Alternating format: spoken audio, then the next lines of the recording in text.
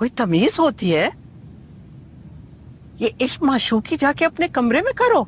कौसे कज़ा के रंग जो बारिश के बाद आसमां पर छाने लगते। बाजी किसको कहा? जाहिर है आपको ही कहा। अम्मी वो तो कुछ नहीं कर रही थी, वो तो मैं। तो करवा तो रही है ना। कैस जी अम्मी। बहुरानी कहना तो मुझे आपको अम्मा जी चाहिए था, लिहाज कर गई आपका। कह दो कि सारा हमारा कसूर है कि तुम लोगों को जोड़ के रखा। लैला ने अपने सासुर का ख्याल वो अच्छे से रखना शुरू कर दिया है। दूसरी तरफ उसने अपने माँ को भी कहा है कि वो थोड़ा सा इस तरह से रहे कि कोई मसला मसाइल ना हो, लेकिन फैज की माँ और सास में कुछ न कुछ बहसों बैसा होता ही रहता है। वो छोटी छोटी बातों पे लड़ती झगड़ती रहती हैं, क्योंकि लैला की माँ किसी बात पर खामोश नहीं होती। वो हर बात को तुर्की पर तुर्की जवाब देती रहती है, और लैला की जो सास है उनको ऐसा लगता है क्योंकि उनके बेटे का घर है तो उनका प्लाता हक बनता है।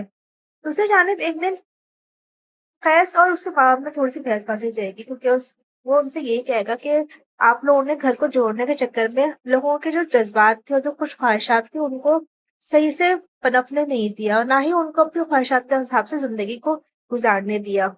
तो उसकी माँ ये कहती है कि तुम हमसे ये कहना चाह रहे हो कि हमने तुम्हें जोड़ के रखने की बहुत बड़ी गलती करी है। तो वो कहता है मैं ये नहीं कह रहा, मैं आपसे ये कह रहा हूँ कि हर शख्स की कोई ना कोई ख्वाहिशात होती हैं, और जोड़ के रखने में कुछ लोगों की जो ख्वाहिशात थी वो उस तरह से पूरी नहीं कर सके, और जैसे उनको मौका मिला वो हम सबको छोड़ के चले गए।